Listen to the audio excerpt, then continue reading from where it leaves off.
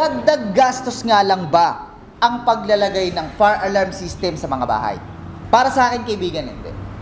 Kasi sa pamamagitan ng mga ganitong fire alarm systems, naaagapan agad yung paglaki ng sunog, nababawasan yung porsyento ng pwedeng masawi na buhay, at nababawasan din yung porsyento ng mga pwedeng madamage sa mga ari-arian o di kaya naman mga kagamitan.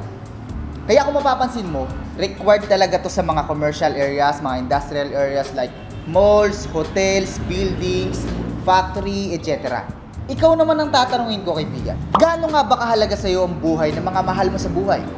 Mga naipundar mong gamit, bahay at ari-arian. Dagdag gastos nga lang ba? O mas malaking gastos pag hindi ka nakahanda? Don't forget to like, share, and follow. At i-click mo na rin ang notification bell para mas updated ka sa mga bago natin